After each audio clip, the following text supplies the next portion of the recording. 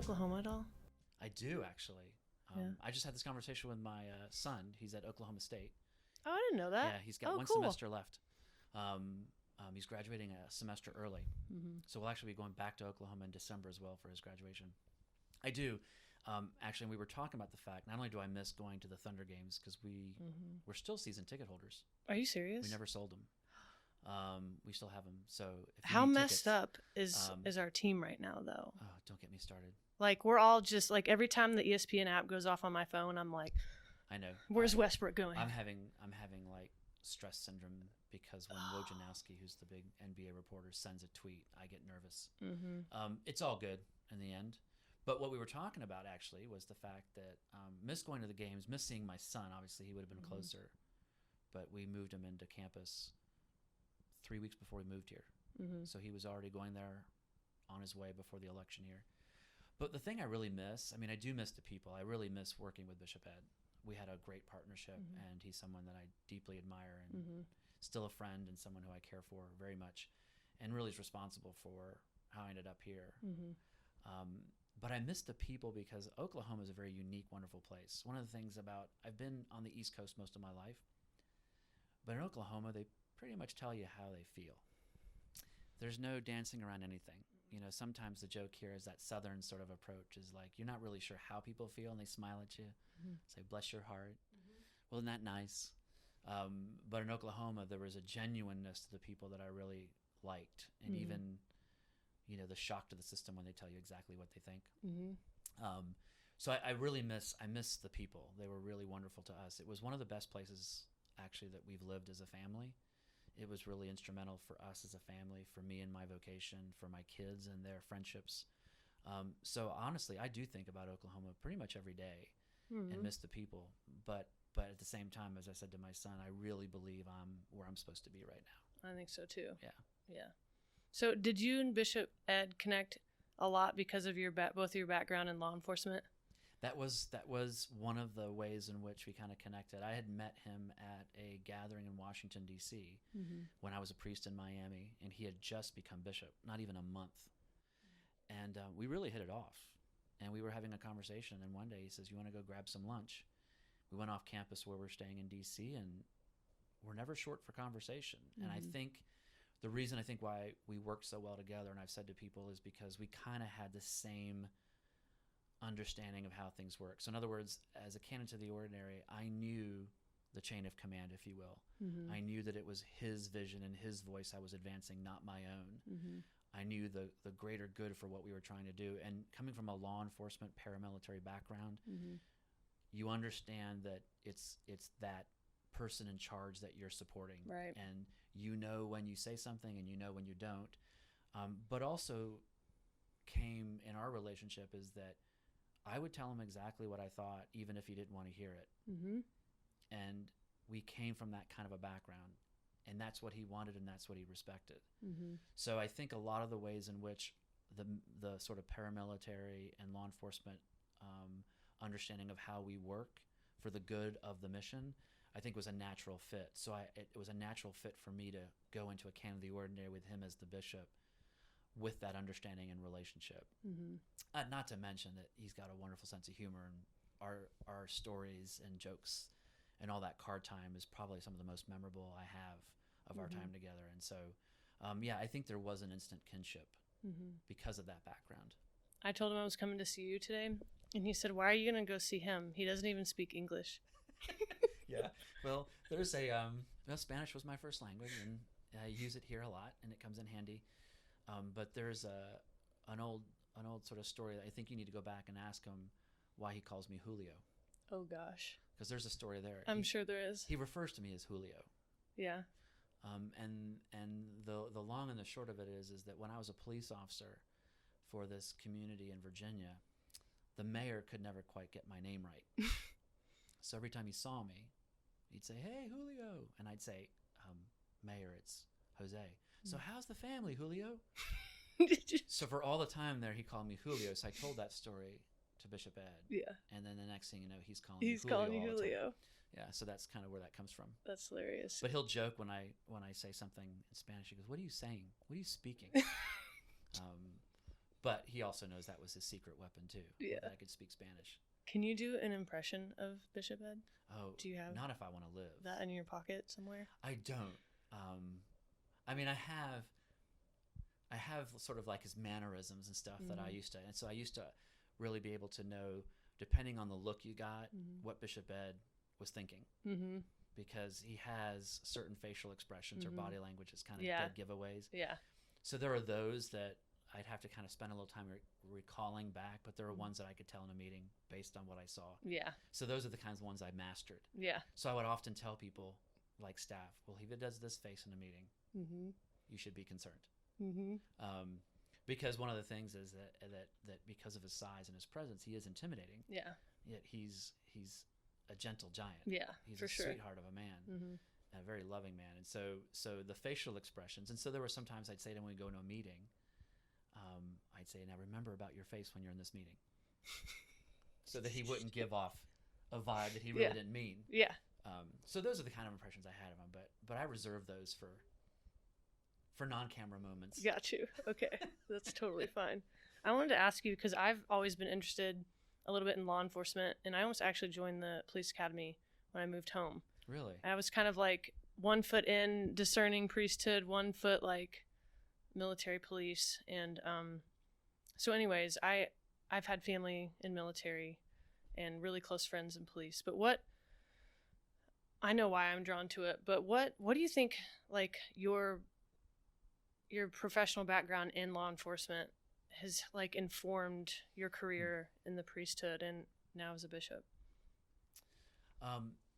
Well, it's funny because I get asked a lot about how is that similar. People say it seemed to be a drastic sort of change in career vocation, and actually I've said to people it's a lot more similar than you think. And so I've said to people, you know, if you kind of go down the whole thing, that both are vocations, they're not jobs. They're both, whether you're a priest or a bishop or a police officer, people have expectations of you that are higher than their own. You're looked at more closely in your behavior. The pressure seems to be a lot higher. In a room, you're always that person. With a collar, without a collar, with a uniform, without a uniform, you're always seen as that person. Both require you to go from one moment you're a disciplinarian to the next time you're a pastor to, a counselor to a therapist. So you're constantly shifting, and nothing's ever predictable. And sadly, the truth of the matter is both of them are ones that do cause marital struggles. There is alcohol or substance abuse that is common in both. So there's a lot of dangerous similarities as well as a lot of sort of the day-to-day. But I think what it's really informed me about is the fact it's about people. And one of the things I've said is, in one of the letters I just wrote to the diocese about immigration, was talking about that even as a police officer, in the midst of enforcing law, I never lost the fact that they were human beings. And that even those that I took to jail, I respected their dignity, that they were a creation of God. And so holding somebody accountable for something they've done, taking somebody to jail, and loving them are not mutually exclusive. And so one of the things that I've said repeatedly that I think was the natural and thing that it was with being with people in the most challenging of times and the most sacred of times. And I think that's one of the things that's really informed my vocation as a priest. It's being with people and understanding that they're both ultimately about people, the care, the love, and the protection of people. And so that's why sometimes I bristle when people kind of make the difference between police and those that are advocating for human rights. They're not mutually exclusive. Right. And so one of the things that I've always said is that at the heart of all we do, it's the respecting the dignity of every human being. And so if anything, I think it's allowed me to be much stronger in understanding people. Yeah. Because again, as a law enforcement officer and as an ordained person, you tend to be with people at their worst. Yep. I was about to say that. As well as their best. And so in that comes tremendous insight and learning and challenge. It does challenge your faith. You know, as a law enforcement officer, when you're involved in a situation, you're saying, how can somebody be this heinous or evil? How can somebody do this? And you do that sometimes in your ministry. You see sometimes the church in action and you go, how can this be the church? How can people respond like that? And they call themselves part of the church. So there's also that side too, the complexity of people as well. And as long as we're in the people business, it's never going to be easy. Right. But it sure as heck is absolutely invigorating and joyous. And if I wasn't in the people business, I'd probably be miserable, because I think that's the beauty of what it is. It's about relationship. Yeah. That's really beautiful. Thanks for sharing that. Oh, thanks for asking. Yeah. The other thing I think that's really unique and cool about you is your joint, like, fusion of ethnicity, right? Like, you're Irish and Cuban. Cultural diversity in action. Yeah, like you're like embodied cultural diversity. So you're Irish and Cuban, right? That's your backgrounds, your family. Yeah.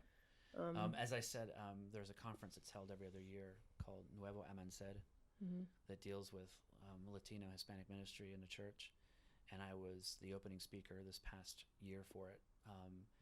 And I got up and I said, I introduced myself and I said, I'm Jose McLaughlin. I said, I'm Jose Antonio McLaughlin. I'm the Bishop of the Diocese of Western North Carolina. My mother's a refugee from Cuba. My father was born and raised in the Bronx. And I was born in Puerto Rico, raised in Florida, and my first language was Spanish. I am what you call your typical American. Yeah. And that's the truth. And so it's been great. Spanish was my first language. I lived in two cultures. My great-grandfather on my father's side came from Ireland.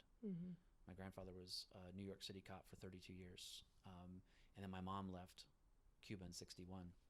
So it's been wonderful because of the fact I've had a foot in both places, and I still have the language. But I think more importantly what it represents for people, and I think for the church, because I'm the first Latino elected bishop in North Carolina. And I think what's helped people understand is we talk about the issues of immigration, we talk about what it looks like and what America looks like. This gives people a chance to say it's not what we think. And the reality is that's the beauty of who we are. Yeah. And so it's been really a blessing personally. Not always been. Teased a lot when I was younger in some respects. Sure. And having my mother from Cuba, there were times that my mom was called a communist, and get back on the boat. Right. Although she didn't come by boat. And she came from a very good family of professionals. So if anything, it's given the opportunity not only to understand and really work hard to bridge the gap in our community here, but also to just kind of shed any sort of fears or misunderstanding. And I think it's also a model of the fact that this is who we are.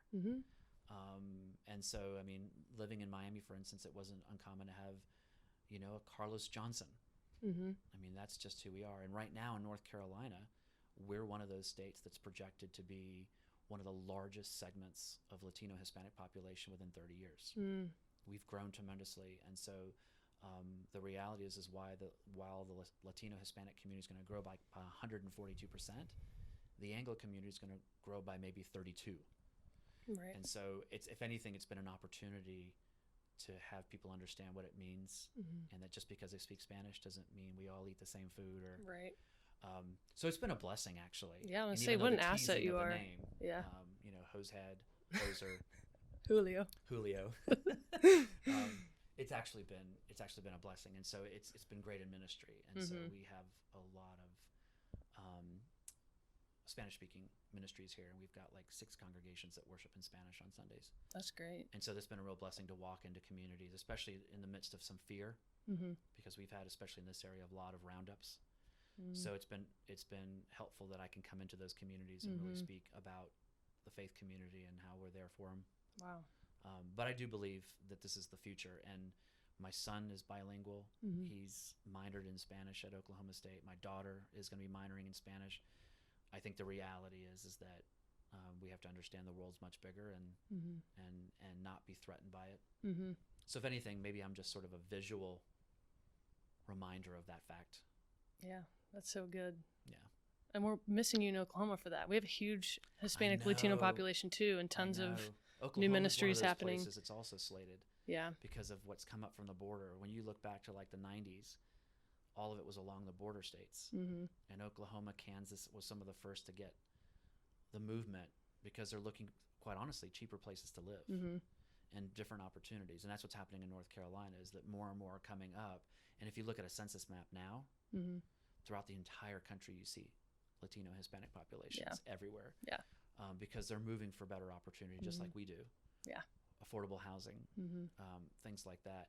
But yeah, Oklahoma is actually one of the first that kind of experienced the boom as they were moving away from the border states. Right. And I think Oklahoma is also one of those that's going to be probably real up there in numbers in the future. Yeah. So, and you can just ask Bishop Ed about his Spanish. I'll quiz him. I try to work on it with him. Yeah. Yeah. I can just see him begrudgingly saying "Hola."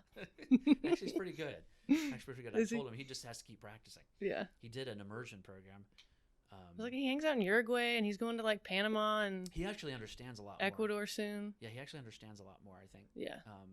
But no, I mean, that's kind of so I always used to prep him before he'd go to Santa Maria or something to kind of walk through the Eucharist so he could say some words. Yeah. And get comfortable with them. Yeah. Yeah, he's got it.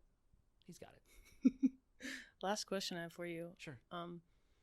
What are some cool projects you're working on in your new diocesan home? Oh, wow. What are you excited about here? There's a lot I'm excited about.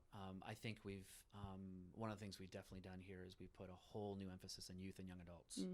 The majority of the budgets since I've been here, all the majority of increases have all been in the area of youth and young adult ministry on our college campuses, hiring a full-time youth missioner, starting our Episcopal Service Corps for people who come right out of college and spend a year of service here in the diocese. We've just been putting a lot of emphasis and really reaching out to the younger generation, the people that we don't often see, the people that I used to say when I was a Roman Catholic, the people who come back for fire insurance. They take off after school and then they get married and then they have a baby and we got to baptize the baby. And then we see them again. Right. And so if anything, the real emphasis we've put on reimagining our college ministries, making it not just about the college, but about the community as a whole and how to reach young people.